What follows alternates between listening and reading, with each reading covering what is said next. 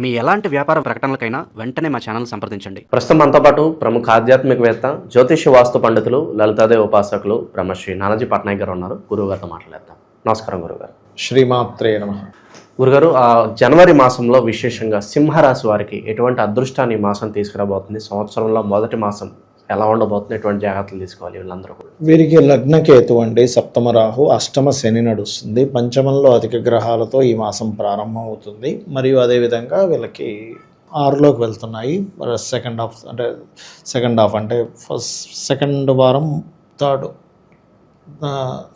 దాటిన తర్వాత third and fourth వీక్లో 6లో అధిక గ్రహాలు ఉంటాయి.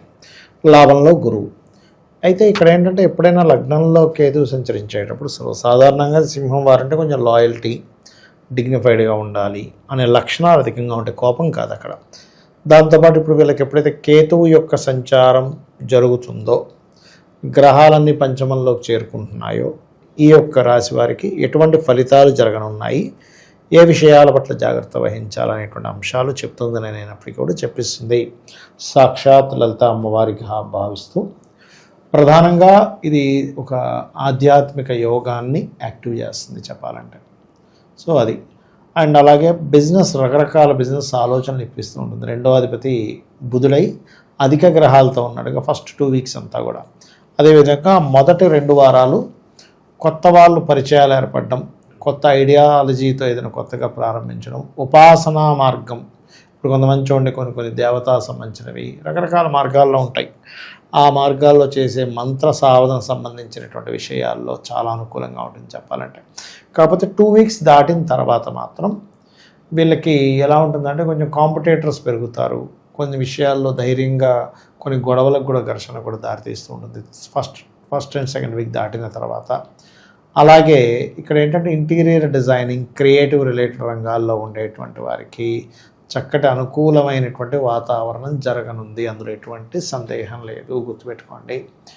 అలాగే మరొక విషయం ఏంటంటే ఇక్కడ గమనించినట్లయితే ఈ రాశి వారికి ముఖ్యంగా ఉదయం నిద్రలేచిన వెంటనే లగ్నంలో కేతువు యొక్క సంచారం జరుగుతుంది కాబట్టి వీళ్ళు నిద్రలేచిన వెంటనే సూర్యభగవాను, గణపతిని ఎంత ఆరాధిస్తూ ఉంటే అంత బాగుంటుంది. ఎందుకంటే తెలియని ఒక వైరాగ్యం, తెలియని ఒక విరక్తి, అబ్బా నేనేం చేయలేనులే, నాకు వద్దులే అనిపిస్తూ ఉంటుంది. ఎందుకంటే లగ్నంలో కేతువు కదా. కాకపోతే ఎంత లేదైనా వీరికి ఏంటంటే వీళ్ళు వెంటబడి నాకు ఇది కావాలని అడగరు, అర్థం చేసుకుని అవతల వాళ్ళు ఇవ్వాలని కోరుకుంటుంటారు. దాంట్లో కొంత స్ట్రెస్ అవుతూ ఉంటారు. అలాగే సప్తమ రాహు ఉన్నందుకు జీవిత భాగస్వామికి విదేశీ అవకాశాలు వస్తాయి చెప్పాలంటే ఇక్కడ. అలాగే వీళ్ళు ఏదైనా వివాహం కోసం చేసే ప్రయత్నాలు కూడా, ఇప్పుడు రాహు సప్తమంలో శతభిష నక్షత్రంలో ఉంటున్నాడు కాబట్టి, అంటే స్వాతి, శతభిష, రుద్ర 3 కూడా రాహు నక్షత్రాలే. సో శతభిష నక్షత్రంలో రాహు ఉంటున్నాడు కాబట్టి ఇక్కడ ఏంటంటే ఇక్కడ పార్ట్నర్స్ కొంచెం విదేశీ సంబంధించిన వాళ్ళు, కొంచెం డిఫరెంట్ రిలీజియన్, డిఫరెంట్ క్యాస్ట్లో ఉండే వాళ్ళు కుదరడము, ఇలాంటివి అవుతూ ఉంటాయి. అయితే అష్టమ శని జరుగుతుంది కదా సింహం వారికి అనే ఒక చిన్న భయం అనుకోండి, కొంచెం కంగారుగానే ఉంది. అష్టమ శని జరిగేటప్పుడు ఒకటే, మనము కొన్నిసార్లు చూడండి నిందపడుతూ ఉంటాం, చెయ్యని దానికి కూడా ఇటువంటివి జరుగుతుంటాయని మనం యాక్సెప్ట్ చేస్తూ, సరే ఇది సమయం కాదులే, కాలమే నిర్ణయిస్తుంది అనుకుని కొంతవరకు మనం ఓపిక పట్టవలసిన పరిస్థితి ఉంటూ ఉంటుంది. ఇక్కడ ఎందుకు నిలబడతారు ఏంటంటే ఆల్ ఆఫ్ సడన్గా ఇమీడియట్లీ యాక్షన్స్ కొన్ని తీసుకుంటారు. ఆల్ ఆఫ్ సడన్గా ఇల్లు మారిపోవడం, ఆఫీస్ మారిపోవడం, లేకపోతే ఇంకోటి ఏదో సడన్గా చేసేయడం, సీక్రెసీగా చేయడం. అష్టమంలో ఉండే గ్రహం సీక్రెసీగా ఇస్తూ ఉంటుంది. సీక్రెసీగా ఏదో చేయడం, ఏదో రిలేషన్ పెట్టుకోవడం, ఇట్లాంటి వాటి వలన ఇబ్బంది వస్తుంది. అదేవిధంగా పంచమాష్టమాల్లో గ్రహాలు ఉంటూ లాభంలో గ్రహం ఉన్నప్పుడు కూడా ఏంటంటే ఎక్కువ షేర్ మార్కెట్ వైపు ఆలోచన వెళ్ళడం, షేర్ మార్కెట్ చేసి దాని తర్వాత మళ్ళీ ఇబ్బంది పడ్డం ఉంది కాబట్టి షేర్ మార్కెట్ జోలికి అసలు వెళ్ళకూడదు. ఎందుకంటే ఇక్కడ పంచమాష్టమ స్థానాల్లో గ్రహాలు ఉంటూ లాభంలో ఎప్పుడైతే గురువు ఉన్నాడో ఏదో పెద్ద మొత్తంలో నాకు వచ్చేస్తుందిలే, ఈ కష్టాలన్నీ తీర్చుకోవచ్చు అనేటువంటి ఒక చిన్న ఆశతో, అది కూడా ఎప్పుడు కూడా అండి మీరు గమనిస్తే ఏ పురుషుడైనా అతని కోసం కంటే కూడా అతని పిల్లలు, భార్య కోసం సంపాదిస్తాడు. అందుకని ఆయన కోసం సంపాదించుకోవాలంటే ఉంది, ఒక 10,000 ఉంటే చాలు. ఎక్కడైనా పోయి హాస్టల్స్లో ఉండి చక్కగా ఉండొచ్చు, పెద్ద విషయం కాదు. హాస్టల్ ఎంత అంటే 6,000, 4,000 పక్కన పెట్టుకుంటే 4,000 చిల్లర ఖర్చులకు వస్తాయి. పెద్ద విషయం కాదు. ఒక మనిషి బతకాలంటే 10,000 హ్యాపీగా బతుకుతాయి. చాలామంది ఉంది, చాలా హాస్టల్స్ ఉన్నాయి మనకి అమీర్పేట, 6,000, 7,000కి. కానీ ఫ్యామిలీ అనేసరికి అన్ని మెయింటెనెన్స్లు ఇవన్నీ ₹1,00,000 సంపాదించాలి, 50,000 సంపాదించాలి, తక్కువ కనీసం 20,000 సంపాదించాలి ఇవాళ రేపు ఉండేటువంటి ఖర్చులకి. కాబట్టి ఏంటంటే ఇక్కడ వీరికి లాభాల విషయంలో మనం చూడండి, ఒక్కోసారి బెట్టింగ్స్ అని, క్రికెట్ బెట్టింగ్స్ అని ఈజీగా వస్తాయి. ఇట్లాంటి జోలికి మాత్రం వెళ్ళొద్దు. శత్రువుపై జయం మాత్రం 3rd and 4th వీక్ ఎక్కువగా ఉంటుంది. కాంపిటీషన్గా రాణిస్తారు. అండ్ అదేవిధంగా కొంచెం అప్పులు లభిస్తాయి. ఫస్ట్ 2 వీక్స్ ఏమో అప్పులు తీరుతాయి. అప్పులు తీర్చాలనుకునేవాడు ఫస్ట్ 2 వీక్స్ కనుక ప్రయత్నం చేస్తున్నట్లయితే అప్పులు తీరుతాయి. సెకండ్ అయిపోయిన తర్వాత 3rd and 4th వీక్ మాత్రం రుణం కోసం ప్రయత్నం చేసేటువంటి వారికి రుణ సంబంధించినటువంటి విషయంలో చాలా చక్కటి ఫలితాలు వస్తాయి. అయితే వీరు ఎక్కువగా నిద్రలేచిన వెంటనే గణపతిని ఎలా ఆరాధిస్తామో దక్షిణామూర్తి యొక్క ఆరాధన చేసినట్లయితే మరింత బాగుంటుంది వీరికి. కాకపోతే ఇక్కడ ఏంటంటే సప్తమంలో రాహు 3-4 వారాల్లో ఎప్పుడైతే ఈ 4 గ్రహాలు 6వ స్థానంలోకి వస్తున్నాయో కొంచెం జీవిత భాగస్వామితో తెలియని ఎడబాటు, వాళ్ళు దూరంగా వెళ్ళడం కానీ ఇట్లాంటివి కూడా జరుగుతాయి వీరికి. ప్రాపర్టీస్ పరంగా మోసపోయిన వాళ్ళు కావచ్చు, బాధితులు ఎవరైనా ఉంటారు, పోలీస్ స్టేషన్ చుట్టూ తిరుగుతూ ఉంటారు, వాళ్ళకి ఏమైనా ఉపశమనం లభించే అవకాశం ఉందా? కొంత ఉపశమనం ఉంటుందండి. లోన్ మూలంగా లోన్ తీసుకొని ప్రాపర్టీస్ కొనుక్కుంటారు. ప్రాపర్టీస్లో ఏదైనా ఇంటీరియర్ అందంగా తయారు చేసుకోవాలనేవి కూడా ఉంటుంది. కొంత గొడవలు కూడా ఉంటాయి. కొంత ఉపశమనం అయితే ఉంటుంది, ఉండదని ఏం కాదు. ప్రస్తుతం ఉన్న గ్రహస్థితి బట్టి ఎటువంటి పరిహారాలు బాగుంటాయి అంటారు గురుగారు? వీళ్ళకి ఎక్కువగా అయితే దత్తాత్రేయుడిని చేసుకోవాలి. లగ్నంలో కేతు సంచారం జరుగుతుంది కాబట్టి ఒక్కొక్కసారి ఏమవుతుందంటే Ketu is a magical planet యాక్టివ్గా ఉన్నప్పుడు ఏమవుతుందంటే విచిత్రంగా చేసే పనుల వల్ల పేరు వస్తుంది. ఎంతో ప్లానెట్గా చేసే పనుల వల్ల ఏమో ఇబ్బంది పడుతూ ఉంటాం. ఇది మెయిన్గా చూసుకోవాలి.